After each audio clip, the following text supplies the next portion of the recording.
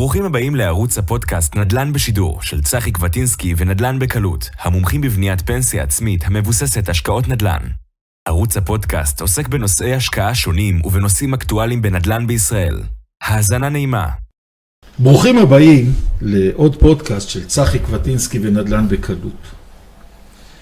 והיום כהשלמה לכל הפודקאסטים ולזומים ולמה שעשיתי שנוגע בקרקעות חקלאיות, אתה יודע, מאיר, עשיתי כאן על כל הנושא של כל החלומות של האנשים, ובעצם על כל הדברים הלא ודאיים שקיימים.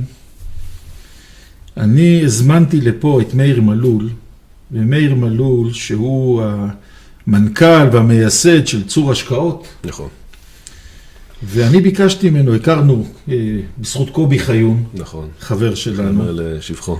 כן, שזה, אתה יודע, הוא ישב גם איפה שאתה יושב והקליט איתי פודקאסט. קובי לב? כן.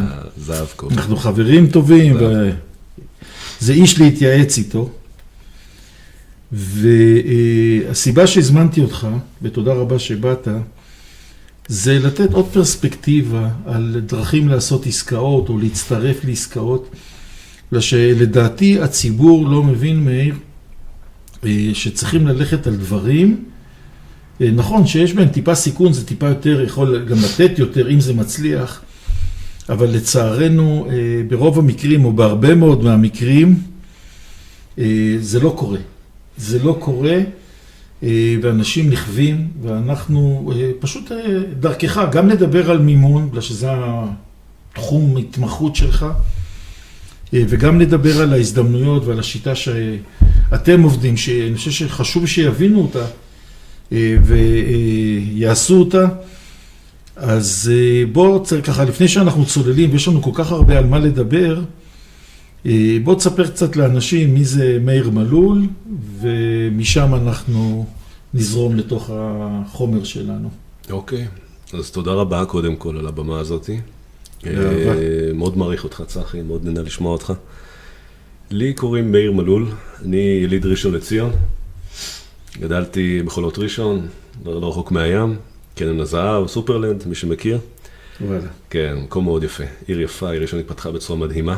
כן. לימים למדתי במוסדות חינוך, באזור המרכז. אחרי זה המשכתי לאקדמיה, למדתי במכללה למינהל, גם כן בראשון לציון. למדתי תואר בכלכלה, אני משתדל שזה יהיה עם כף, לא עם קוף. זה מה שאני אומר לכולם. אתה יודע שעשיתי איזה מפגש, הייתי שותף עם המכללה למינהל. יפה. כן, עשינו מפגש, נדל"ן, שם באיזה פאב בראשון. כן, מדהים. לא, שמע, המכללה החזקות בישראל, באמת. הבת שלי למדה שם את שני התארים במשפטים. מדהים, מדהים, מקום מדהים, מקום יפה. אז למדתי שם המון, קיבלתי במכללה גם הרבה, ולאט לאט אתה יודע, נכנסתי לפעילות הזו של נדל"ן, גם בחול, גם בישראל, נכנסתי לפעילות של מימון בעסקאות נדל"ן. בהתחלה כשכיר, נכון? כשכיר, בהתחלה כשכיר, שנים ראשונות, למדתי, בוא נאמר, נדל"ן ומימון זרמו בתוך העורקים שלי, אני הייתי 24/7, 24/6, סביב זה. אתה בא גם מבית כזה. אני גם בא מבית כזה, נכון, אבי שיהיה בריא, בנה בנהריה, בעכו, יחידות דיור בשנות ה-90 יותר, ככה תנופת הבנייה שהייתה אז בעלייה הרוסית, הוא בנה הרבה מאוד דירות פה בישראל, היה לו פעילות גם בבת ים, בעכו, בנהריה, כן. אז ככה זה שוק שאני גדלתי לתוכו, למדתי אותו, ואני פחות נכנסתי לבנייה, אני יותר הייתי באזור של המימון של הנדל"ן, שאם מסתכלים מבחינת רווחים, המממנים גם מרוויחים יפה, לא נשארים בצד לגמרי. לדעתי הם מרוויחים לפעמים יותר מהיזמים. בוא, אני רוצה להסביר גם למה, וזה מה שהתחלת להגיד גם כן על עניין של הקרקעות. בשנים האחרונות באמת ראיתי הרבה מאוד פרסומים על מחירה של קרקעות בכל מיני אזורים, נדבר בישראל כרגע, לקנות קרקע זה לא דבר, אז זה בסדר. עכשיו, השאלה היא למה קונים אותה? השאלה היא מה מוכרים לנו כשאנחנו קונים את הקרקע, זה השאלה. ומה בעצם הסיבה שאני כמשקיע נכנס לזה, והאם בכלל סוג ההשקעה הזו זה השקעה שמתאימה לי? כי לא בכך ההשקעה הזו, כמה שהיא תהיה רווחית, היא מתאימה לי ולבן אדם הזה באותו אופן. כשאני מסתכל על השקעות, אני לא מסתכל על כמה אני יכול להרוויח, אני מסתכל באמת על ההתאמה האישית שלי, האם אני יודע לחיות עם סוג העסקה הזו. דרך אגב, זה א' ב' וזה אחד הדברים שאני מטיף להם, ואני חושב שזה אחד הדברים שמלכד את האנשים גם בפודקאסט הזה, אליי, כן, מושך אותם, זה שאנשים מבינים השקעה זה לא דוכן שאתה בא וקונה, אלא זה ממש צריך להיות custom made. אם זה לא מתאים לך, אין לך מה לעשות שם. חבל על הזמן, זה לא מתאים. לא כל אדם יודע לחיות בתנועות. אני מלמד בקורס שלי מיקודים להיכנס לעסקת נדל"ן, ואחד המיקודים זה התאמת העסקה לבן אדם. אנשים לא מבינים את זה, הם חושבים שהכל הם יכולים, למה אנחנו עם של הכל יכול.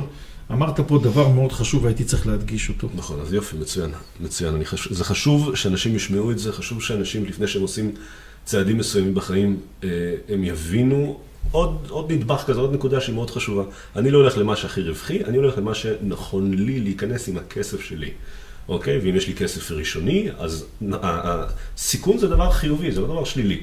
השאלה היא מה רמת הסיכון שאני יכול לעמוד בה.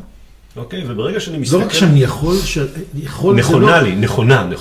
שאני אתמודד איתה, זה נכונה לי. נכון זה לא רק בכיס, נכון זה גם בנפש. נכון. אגב, וזה לא דווקא בן אדם שיש לו עכשיו 500,000 או 100,000 שקל בכיס להיכנס להשקעה. גם יזם נדל"ן. לפני שהוא בוחן איזושהי עסקה, אם בממדים הזו, כל אחד רוצה עכשיו להיכנס לעסקאות גדולות להרוויח יותר. האם הסוג העסקה הזו בממדים האלה נכונים לי או לא נכונים לי? וזה דבר אגב שאנחנו גם בודקים אותו, אנחנו נותנים מימון הרי להרבה מאוד חברות בנייה. ואנחנו בוחנים חברת בנייה שבה מבקש מאיתנו עכשיו מימון לעסקה כזו או אחרת. אחד הדברים שאנחנו בוחנים זה לא רק הרווחיות והכדאיות של העסקה. זה גם האם הקבלן, האם היזם הזה שמקבל מאיתנו את הכסף באמת נכנס לעסקה שהיא בממדים שלו. למה? כי אנחנו בסופו של דבר מזרימים פה הרבה מאוד כסף, גם של משקיעים שלנו. אוקיי? ואם אנחנו נשים אותו לרמת סיכון שהקבלן הזה נכנס אליה שהוא רוצה והוא שואף וזה בסדר, אבל זה לא מתאים לו, אנחנו מסכנים את עצמנו. אז זו נקודה שאנחנו גם כן בוחנים אותה בחלק מהצ'קליסט שאנחנו עושים בבדיקות. אתה יודע, כשאנחנו מסתכלים היום על המימון, אנחנו מסתכלים על המימון בכלל, אני חושב שאנחנו נמצאים במין תקופה מיוחדת, שיש עכשיו איזו בעיה, לדעתי גם משבר קטן, בכל הנושא של המימון, וזה עם הנושא של הריביות. כן. אני חושב שזה דבר שמאז התקופה של האינפלציה שאנחנו מכירים, היותר מבוגרים שהייתה כאן בעבר, שהיית קם בבוקר ולא היית יודע כמה יש שווה הכסף שלך בצהריים, היום אנחנו נמצאים במין בעיה.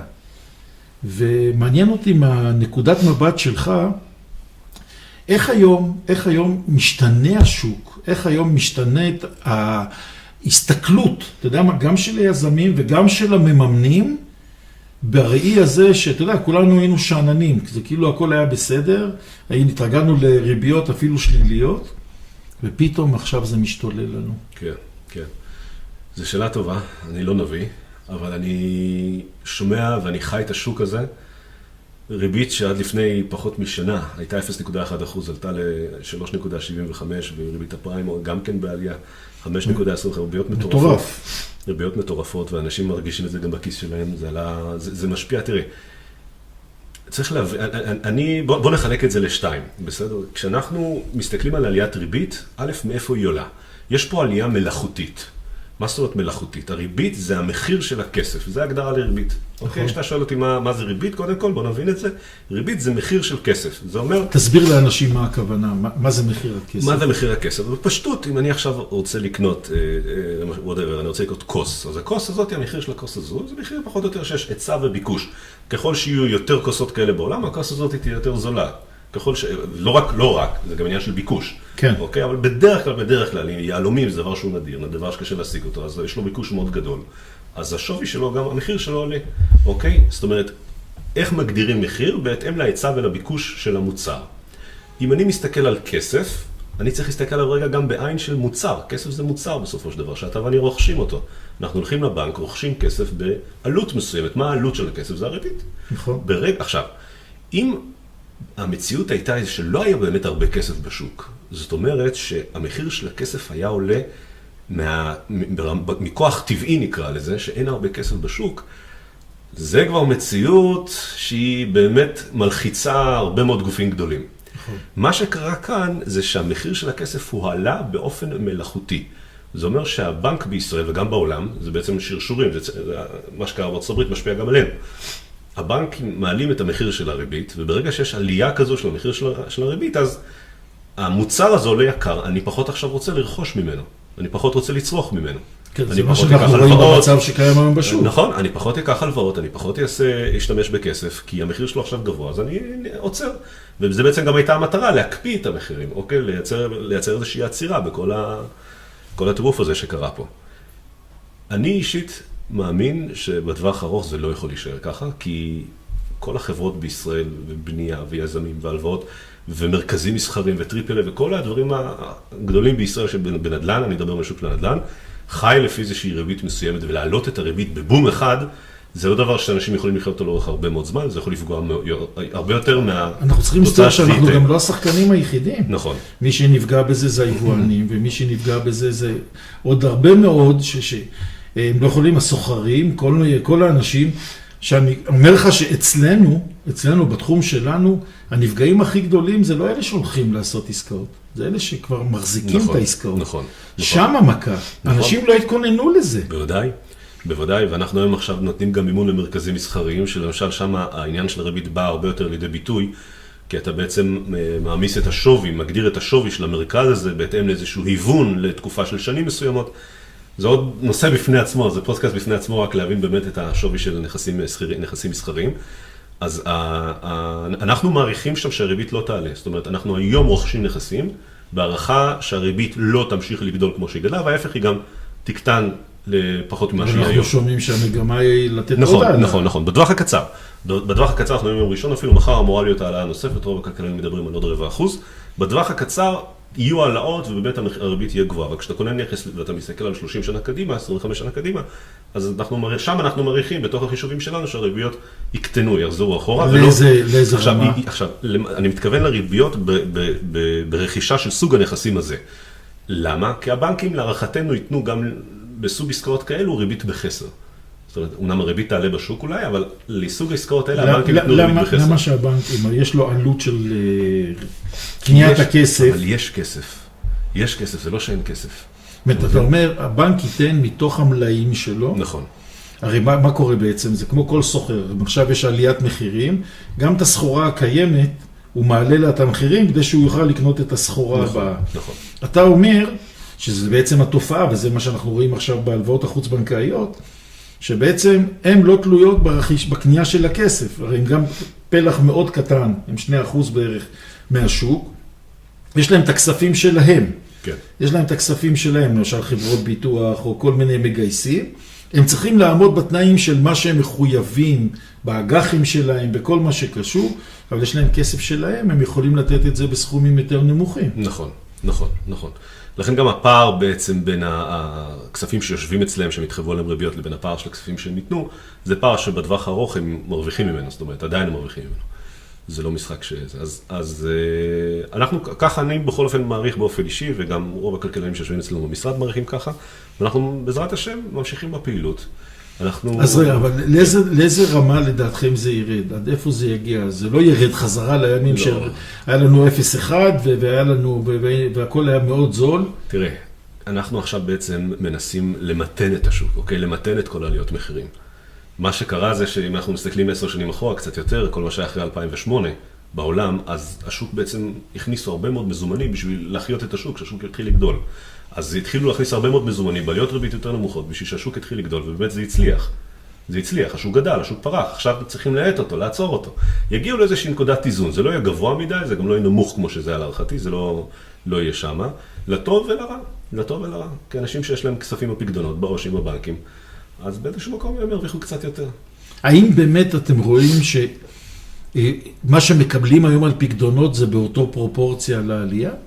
לא באותו פרופורציה, אבל בוודאי שאנחנו רואים שהבנקים היום מעלים את הפקדונות. אגב, זה גם משפיע עלינו כחברות מימון, שגם לנו יש פקדונות וכספים של אנשים, אז אנחנו מעלים קצת, זאת אומרת, אין מה לעשות, זה כל השוק זקוק לעלייה הזאת. אוקיי.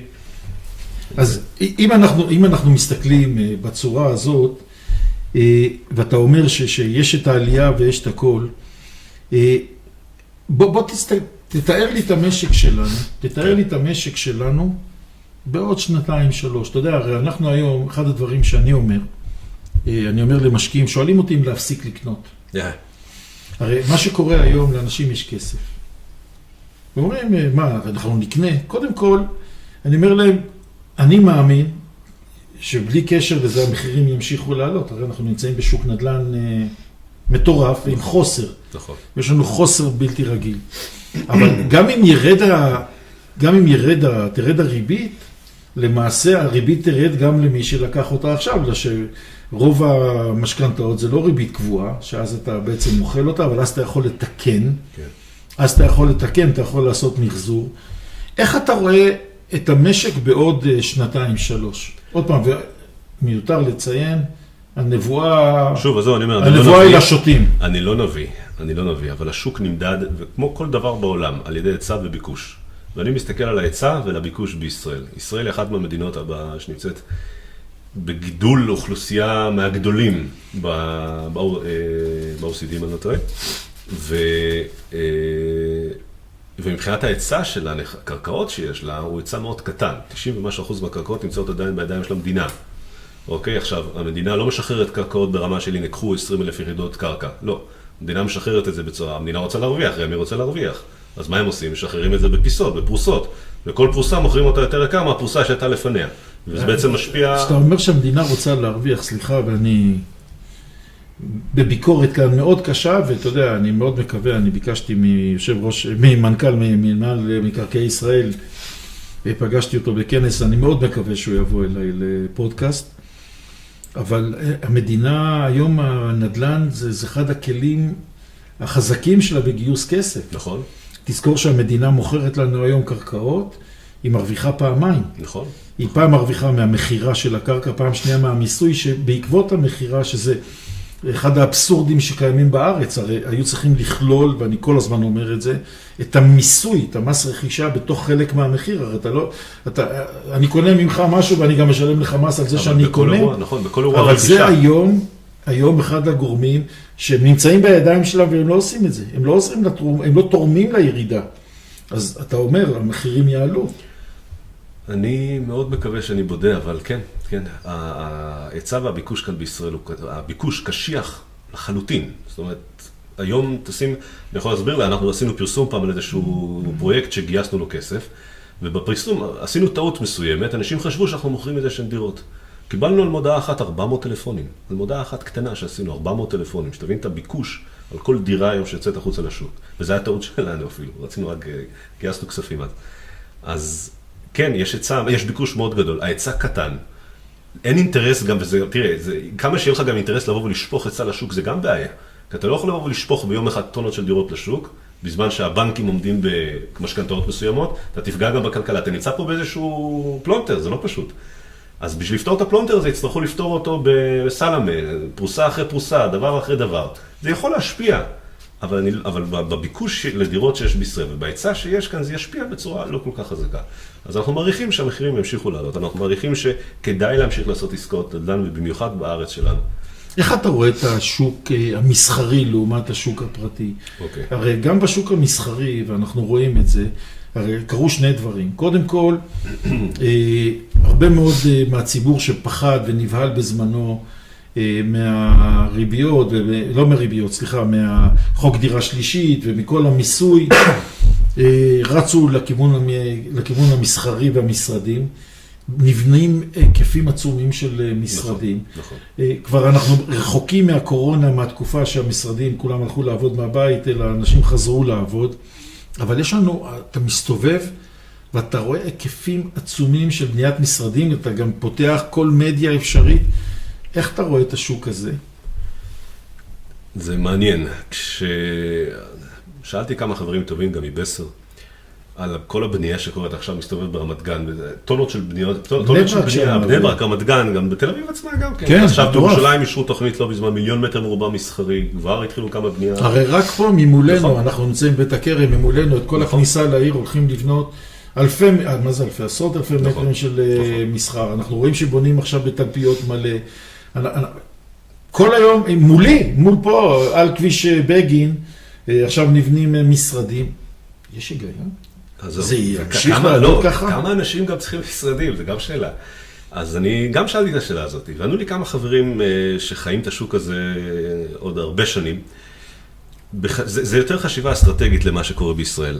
ישראל הולכת ונהיית המחלקת מחקר ופיתוח של העולם. זו הסתכלות מאוד מאוד גלובלית. מעניין. כן, כן, כן, זו הסתכלות מאוד מאוד גלובלית. העולם מסתכל עלינו כעל מדינה קטנה ומאוד חכמה. מוכנים להשקיע פה, או יש פה הרבה מאוד מחלקות פיתוח של כל מיני חברות סטארט-אפ שנמצאות בישראל, אוקיי? ששייכות בכלל לחברות בינלאומיות, ומביאים את המחלקות המחקר והפיתוח שלהם לישראל עצמה. אז העולם מסתכל עלינו כמדינה בכלל העולם, אנחנו המחלקת מחקר ופיתוח, אנחנו הראש שמייצר דברים, שמקדם דברים, זה היה בעצם ההסתכלות העולמית עלינו. אז אני מדבר עם קבלנים גם כן, הערכה היא שבגלל שזה הולך וצומח העניין הזה, אז גם יצטרכו הרבה יותר משרדים, וחברות ירצו לבסס את התשתיות שלהם בישראל, אז כבר מעכשיו גוזרים את הנגזרת הזו ומייצרים פה הרבה מאוד משרדים. מצד שני אנחנו רואים שחברות... זה לאו דווקא לשוק המקומי, זאת אומרת, זה לאו דווקא, אתה יודע, על החברות הקיימות, על הפעילות הזו. כן, אבל מצד שני אנחנו רואים שחברות, עזוב את המצב עכשיו, שבקרבות הרפורמה כולם עושים שם סקנדלים, טוב, זה שטויות. אבל אתה רואה שחברות מקומיות שעשו אקזיטים, מעבירות את הפעילות שלהם מהארץ, הן מוציאות את הפעילות לאזורים של יותר זול ונושא של מקלטי מס וכל מה שקשור בזה. השאלה אם זה באמת הולך יד ביד. תראה, אני לא מכיר, אני לא רוצה להתיימר, אז אני לא מכיר את הנושא הזה מאוד מאוד לעומק, אוקיי? אבל מבדיקות שאנחנו עשינו, זה התפיסה. התפיסה היא שיש הרבה יותר ביקוש למרכזים מסחריים. היום אנחנו מודדים מחירים של... אני יותר, תראה, במסחרי שאנחנו מתעסקים, אני אומר לך מסחרי, לא משרדי. זה שונה קצת. אנחנו עושים בדיקות של מטר מסחרי לעומת לנפש, כמה נפשות, כל מטר לנפש, זה בערך היחסיות שאנחנו בודקים. ככה אנחנו גם תמחירים את זה. אז אני כן רואה ביקוש גדל, ואתה רואה את זה. אתה רואה את זה גם פה, למשל פה בירושלים, אתה רואה פה נבנה עוד קניון, ופה נבנה עוד מרכז מסחרי, ופה נבנה עוד זה, וזה מתקיים, וזה עובד. לא, אבל אתה יודע, זה משהו שמציק לי, זה משהו אתה יודע, בגרמניה, יש בטבעות, יש רדיוס לסופר. לא יכול להיות שני סופרים שעומדים אחד ליד השני. יש התנהלות, אני פעם בדקתי את זה, אני היה לי שיקול, עד שהרב קרניאבסקי אסר עליי להשקיע בשם, וראיתי את זה. עושה לך טובה גדולה. ואני אומר, אני אפילו לא בודק. הוא אמר לי, ואני התחלתי שם איזה משהו, איזה עסק, הייתי בברלין, פגשתי שם איזה איש עסוקים. אני אגיד לך, גם בצורה מאוד פשוטה, אירופה זה כלכלה שאתה רואה איך שהתפתחה מהמלחמה עד היום, חוץ מגרמניה באמת שקיבלה קצת יותר זה. הכלכלה האירופאית לא התפתחה מי יודע מהמלחמה. אבל מה שאני רוצה להגיד לך כאן... היא לא יודעת לספוג ירידות כל כך. תראה את הכלכלה האמריקאית לעומתה. כמה ירידות וכמה עליות וכמה יודעת לספוג. עכשיו אני שומע גם על ירידות שם, תכף נדבר על זה. אבל כאן, שאני רואה סופר ליד סופר, אתה יודע, אתה נוסע לתלפיות, ואתה יוצא מדלת של סופר ויש לך שני סופרים ביציאה, רק האזור של הרב מחר, איפה שרמי לוי ושופרסל ויוחננוף וכולם שם, אחד בתוך השני. השאלה אם זה לא משהו שיום אחד יגרום לאיזשהו נזק. זאת אומרת, האם לא, כל הנושא של מרכזים מסחריים, שאתה רואה קניונים שנפתחים אחד ליד השני, או מרכזי קניות גדולים, ביגים כאלה, וזה לא משהו שמלחיץ את ההשקעה בהם? זה עניין של בדיקת כדאיות. ברגע שאתה רואה, היחסיות היא אומרת בעד עצמה, אוקיי? שאתה מדבר על נפש למטר מרובע מסחרי, ואתה רואה שזה עובד, לא רק זה גם. אנחנו באמת המחירים את זה מול סחירויות, לסחירויות ארוכות טווח של 7-10 שנים קדימה. סוחרים חותמים איתנו. אני מדבר איתך על סופרים, אני מדבר איתך על קופות חולים. אז כשאתה מסתכל על היחסיות הזו, והיחסיות הזו נשמרת, יש בזה common sense, זה עובד. גם ביישובים שאנחנו מחזיקים שם מרכזים מסחריים, כל מיני, כן. ואתה אומר את זה מהנקודת מבט של המממן. אני מדבר מהמממן, מזה ששם את הכסף, ומזה שמוכן לקפוץ למים ולקחת את הסיכון שם, ואני רואה בזה הצלחה גם כן, אוקיי? אני רואה שנכס שרכשנו לו בזמן לפני 1.5 שנה, הזכרנו כבר 2 קומות על הנייר. אוקיי? והנכס עוד לא בנוי. זאת אומרת שזה כן עובד. עכשיו, כשאני מדבר על מרכזים מסחריים, אני פחות מדבר על קניונים, אני מדבר על סוג מסוים. אנחנו מתעסקים עם מרכזים מסחריים שכונתיים. זה עיקר הפעילות שלנו, בחלק המסחרי. זה גם גודל יותר מסוים. זה יותר מסוים, כן. זה לא בגדלים כל כך גדולים, זה גדלים סבירים, אבל לא בהיקפים של קניונים. שזה גם כן, זה משהו שעבר מהפך בארץ, נכון. שפעם, אני יודע על כל מיני מרכזים כאלה, באר שבע וכאלה, שהמרכזים השכונתיים, שהם לא עבדו, והיום הם הפכו להיות מרכזיים, ושהיום, גם אם זה בשכונה שלך, באים מהשכונה השנייה, ואנחנו רואים את ההתפתחות של זה, והייתי שבוע שעבר הייתי בפולג. צומת פולג. יש שם בפנים, בתוך השכונה, לא רחוק מהקניון הגדול של נתניה, שם בפולג. הייתי באיזה מרכז, שכחתי את השם שלו. הסורו, על מה אתה מדבר? על הסורו אולי? תכף אני אסרט את השם שלו. הוא גם צמוד לנתניה. תקשיב, מדהים ומלא ועמוס, אז באמת יש בזה איזו חשיבה כזאת. אבל אתה יודע, אני רוצה מצד להבין דבר אחד, ואני אולי לוקח אותך רגע הצידה, ואני אומר, רגע, אני בכל זאת הבאתי אותך, ואחת הסיבות שהבאתי אותך זה בגלל שאתם חושבים אחרת מעבר למה שכבר אנחנו שומעים.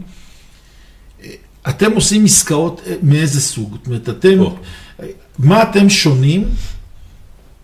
מה אתם שונים מכל אלה שלוקחים אותנו ומציעים לנו את הקרקעות החקלאיות ואת כל החלומות? אוקיי. תראה, בוא ננסה לקחת, שוב, נדבר על עסקת נדל"ן כעל מוצר. זה יותר קל לעשות את הדימוי הזה, זה נותן המחשה.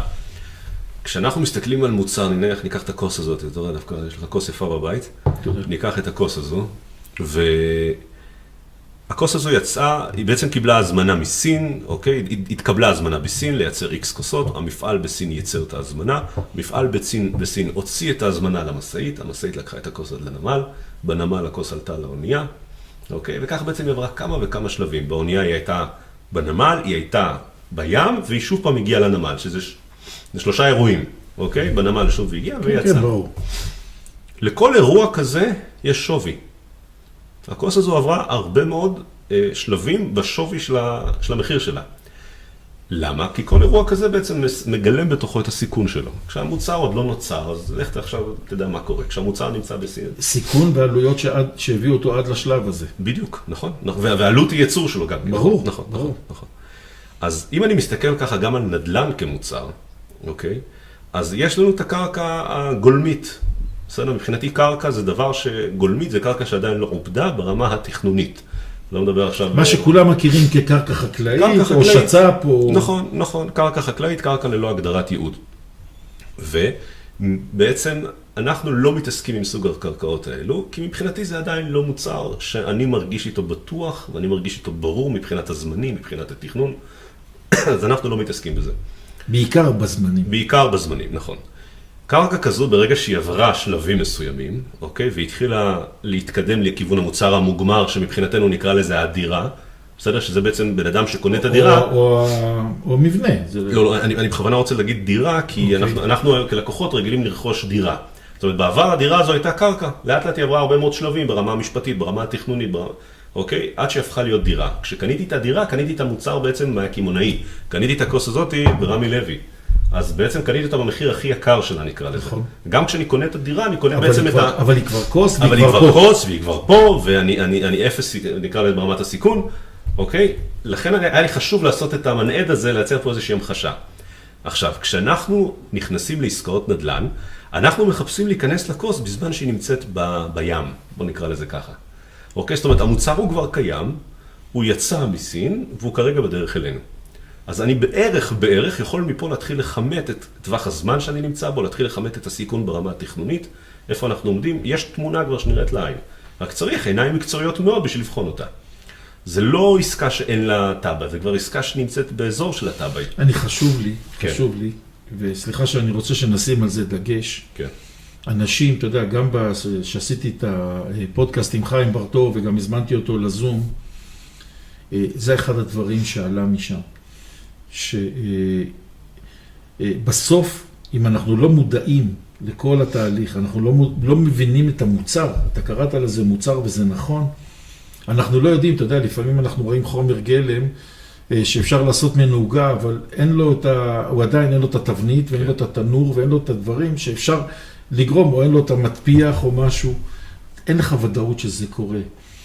זאת אומרת, ואז באמת אנחנו קונים את זה לכאורה יחסית בזול, אנחנו קונים את זה חשוב לי שתדגיש כאן את הקטע, בגלל שאנשים צריכים להבין שאתה נכון, אתה לא קונה את זה ב100% ודאות, בגלל שאיך אמר לי פעם איזה רס"ר, לקחתי אותו שהייתי קצין בצבא, לקחתי אותו טרמפ, הוא אמר לי, מי שלא לוקח צ'אנס ולא לוקח סיכון, לא מצליח.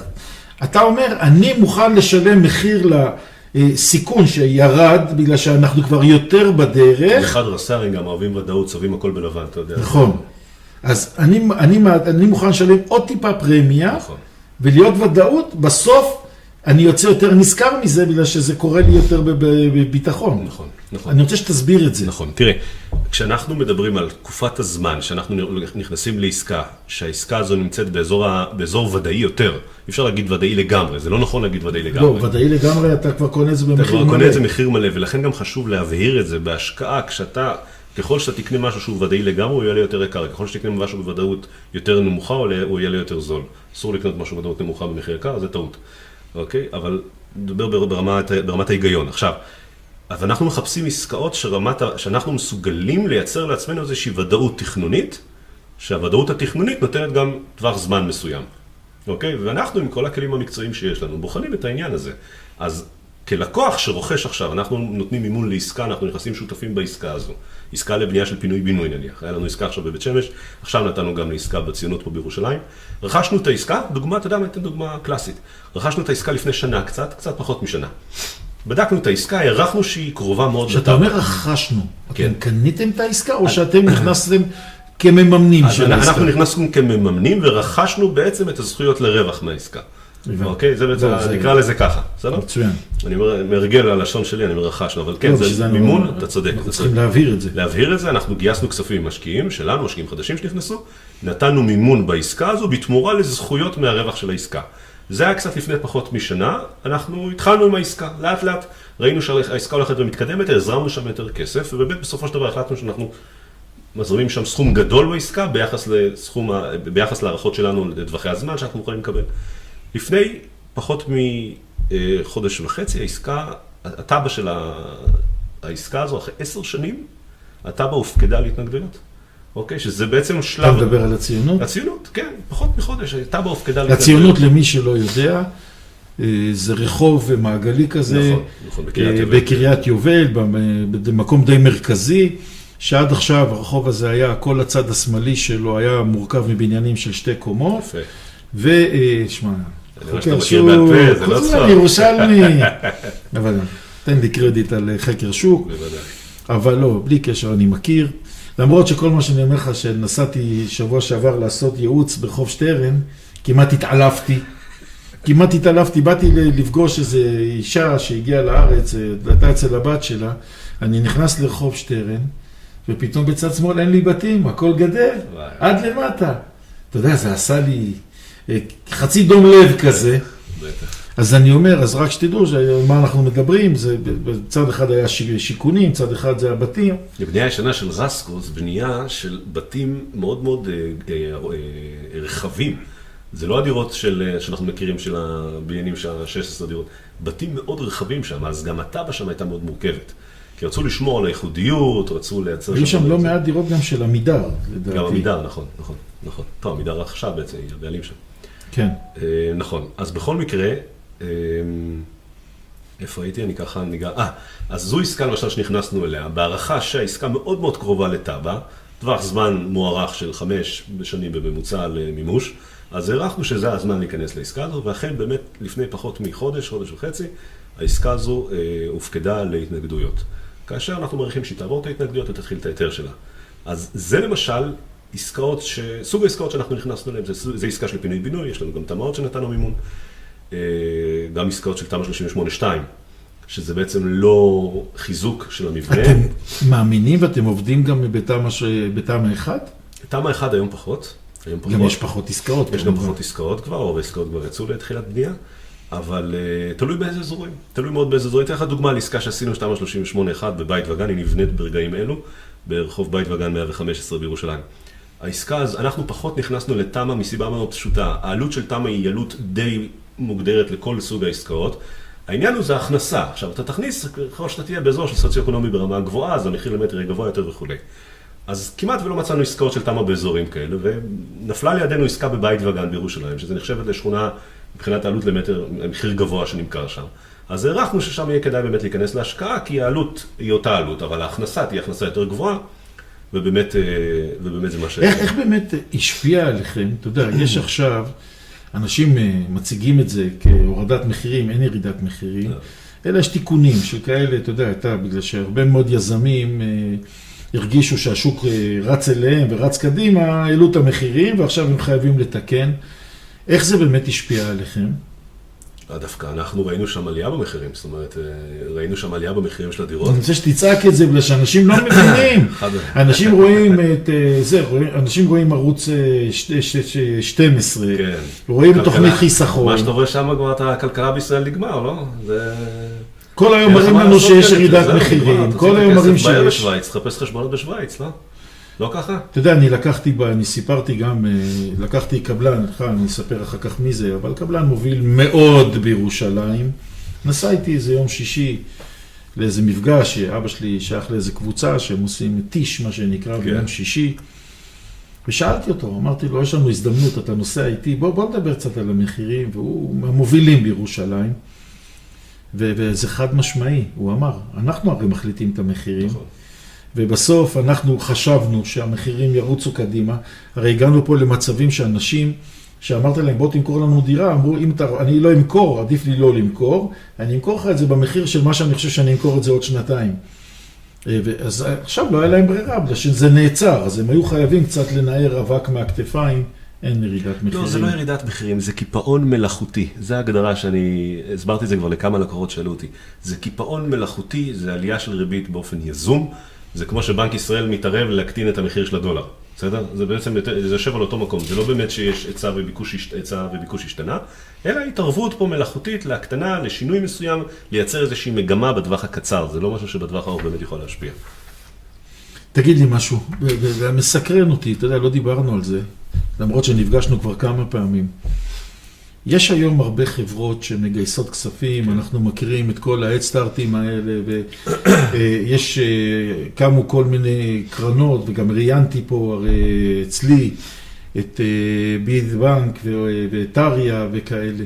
כן. מה ההבדל בין הגיוס שאתם עושים, מי סוג המשקיעים שמגיע אליכם? האם זה רלוונטי לכל משקיע?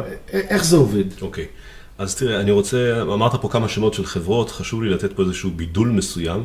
אנחנו בנינו קונספט שכל משקיע, אוקיי, עם סכום מינימלי של 100,000 שקל, יוכל להיכנס איתנו להשקעה, ובעצם אנחנו משרשרים לו את השותפות שלנו כגוף, יש בעסקה כזו או אחרת, אנחנו משרשרים לו את השותפות עד לידיים שלו. ברמה המשפטית זה כתוב, זה שיעבודים, זה בעלות מנייתית. הבטוחות שהוא מקבל, אם אני עכשיו שם אצלך 100,000 שקל, כן. האם א' זה הולך לפרויקט אחד, או שזה מתפזר כקרן? יש לך את האפשרות לבחור, וכמו שהתחלתי בתחילת השיחה, אנחנו נבחן איתך ביחד את הכדאיות בשבילך, מה יותר נכון לך לעשות. כי יש כאלה שיהיה כדאי לשים את הכסף בקרן, ויש כאלה שיעדיפו לשים את הפרויקט בפרויקט ספציפי, אוקיי? ובעצם לשבת על הפרויקט הזה איתנו ביחד, עד שהפרויקט הזה יצר את הרווחיות שלו, את המימוש שלו. אני מצפה שכל פרויקט ייצר מימוש לרווח, אנחנו לא מתחייבים לרווחים. אוקיי, צריך להבין את זה, אנחנו בנינו קונספט, בנינו תשתית. זאת אומרת שעכשיו אם אני משקיע, אני לא יודע כמה אני אקבל על הכסף? יש הערכות, שוב, אנחנו נמצאים באזורי זמן, אזורי חיוג נקרא לזה, שאנחנו יכולים לצפות לדבר זמן ולפוטנציאל רווח כזה או אחר, על בסיס הדוחות שלנו, אבל שום דבר לא בהתחייבות, כי השוק משתנה, אנחנו לא באמת יכולים להתחייב על משהו ספציפי. זאת אומרת שמי שנכנס איתכם, יודע שהוא נכנס לסוג של יזמות. נכון. לסוג של יזמות, שיכולה להיות מצד אחד הצלחה, ואז היא תגיע לסכום מסוים, אבל יכול להיות גם מצב שזה לא ירוויח. חד משמעי, יכול להיות מצב גם שאנחנו לא נרוויח. אנחנו מנסים לייצר גידורים. זאת אומרת, לבנות מצב שאתה תשים את הכסף בכמה וכמה עסקאות. אנחנו מייצרים שיעבודים, אנחנו עכשיו נותנים מימון לאיזושהי עסקה מסוימת, אז אנחנו לוקחים בעלות בעסקה או שיעבוד בעסקה, ואז אנחנו לוקחים שיעבוד גם בעסקה אחרת של היזם, ששם למשל אני נמצא בשלבים יותר מתקדמים, של מחירות, שיש תזרים. אז אנחנו מייצרים את השיעבודים האלו, אתה כמשקיע, אנחנו באים ושמים שם 10 מיליון שקל, אתה כמשקיע שמת 500,000 שקל, שמת 1,000,000 שקל, 200,000 שקל, אז אנחנו משרשרים את השיעבוד המשפטי ישירות גם אליך. אז בכל מקרה, יזם צריך תמיד הון נזיל בשביל להיכנס לעוד פרויקטים, בשביל לתת עוד כסף בתוך האופרציה שלו גם, כי יש פה איזושהי פעילות. אז עכשיו, בשביל להזרים את הכסף הזה, הוא בדרך כלל מגייס את הכסף הזה מבחוץ, ואחרי זה על הכסף הזה הוא ממנף אותו עם בנק. אתה יודע, נתן דוגמה פשוטה. מה, אתה מתכוון שזה סוג של השלמת הון עצמי? סוג של השלמת הון עצמי, בדיוק. כשאתה קונה דירה ראשונה, צריך להביא 30%, 70%. בגלל שזמננו קצר, אני חייב לשאול אותך עוד שאלה שמתאימה לתקופה. כן. ואנחנו דיברנו על זה עכשיו לא מעט. אנחנו רואים שהיום היזמים קונים את הקרקעות, אנחנו רואים במכרזים, במחירים מטורפים. במחירים שנשענים על עלייה עתידית, ואנחנו רואים בעקבות עליות הריביות, שזה בעצם לא בדיוק, ועצירת השוק, שזה לא בדיוק תואם. עד כמה היום צריך לחשוש המשקיע, שבעצם החברה לא תעמוד בזה? תראה, אני מסתכל על כלל השוק בישראל, אני לא מסתכל רק עלינו כחברה. כלל השוק בישראל עובד בגישה מסוימת. היום כל יזם שקונה קרקע או שזוכה בקרקע במכרז, הוא מגלה בתוכה, גם במכרז, בסופו של דבר שמציעים את ההצעה, מגלמים בתוכה את כל העלויות, וכמה בסופו של דבר עם אחר, וגם הרווח בעצם, אוקיי? זה גם חלק מהעלות של המוצר. אז אנחנו חיים בתנאי השוק בישראל. אתה שואל שאלה פה שאם השוק בישראל ייעצר פתאום בגלל הדבר הזה, לא, אני מתכוון, תראה, היום אתה רואה מכרזים, אתה רואה מה שקרה בתל אביב, בשדה דוב, כן. אנשים קנו, היזמים קנו את הקרקעות במחיר שלא משקף את המציאות, בגלל שהם נשענו על עליית מחירים עתידית. ועכשיו נעצר הכל. והריביות לא נעצרו, וכסף שווי נהיה יותר יקר. השאלה, איך לוקחים דבר כזה בחשבון היום? האם נזהרים לא להיכנס עם חברות כאלה? אז בוודאי, אנחנו עושים לכל עסקת התרחישים הפסימיים, האופטימיים והריאליים שלה. אנחנו מנסים לאמוד שווי עתידי, שבשווי עתידי הזה בכל מצב הדירה תימכר. ורק אחרי שראינו את זה, אוקיי, ואנחנו מביאים שמאים שעושים את הבדיקות, משתדלים להיכנס בעין מאוד פסימית, אוקיי, עם ציפייה מאוד אופטימית, נקרא לזה ככה. תקשיב מאיר, איתך צריכים לעשות, לא פודקאסט, צריכים לעשות סדרת פודקאסטים על מימון. ואנחנו, אתה יודע, אני התאפקתי לא להיכנס איתך ממש לכל נבחי המימון, בגלל שאחרת היינו עושים משהו, והייתי חייב להתייחס, ואתה יודע, אני כל פעם מזדעזע מחדש מהדברים הלא בטוחים. אז אין ספק, אנחנו גם ניתן לאנשים, ניתן להם הפנייה שהם יוכלו להגיע אליכם, ואין ספק שצריכים ללכת למקומות קצת יותר נמצאים על הקרקע. נכון, נכון. ואני חושב שאחד המסרים הכי גדולים שלנו מהפודקאסט הזה, גם אם אתם מרוויחים פחות, תלכו על משהו שהוא יותר בטוח, ואל תבנו רק על החלומות. אז תודה רבה שהועלת ופינית זמן. חשוב להמשיך לחלום, כן? לא, לחלום חובה, מי שלא חולם, לא עושה, אבל תחלמו, אתה יודע מה? הרבה פעמים אני עושה בייעוצים שלי שאני מוריד אנשים מהחלומות למציאות. ואתה יודע, לפעמים זה מאכזב, אתה יודע, כל מיני זוגות כאלה שבאים ורצו לקנות דירות ב1,800,000, 1,900,000, ויש להם 300,000-400,000 שקל, ואני מוריד them לצערי לקרקע. הרבה פעמים אני יודע גם לפתור את החלומות ולהעלות אותם, אפילו אנשים שבאו וחשבו שהם יקנו דירה ב1,000,000, אני מראה להם איך הם יכולים לקנות ב2,000,000 בלי להיכנס לסיכון. איך אמרת? צריכים להתאים את החבילה לכל אחד, ותודה רבה שבאת. ואנחנו נמשיך להיות בקשר, ויכול להיות שעוד נעשה עוד פודקאסטים. איש יקר ואהוב, תודה לכם, תודה לך.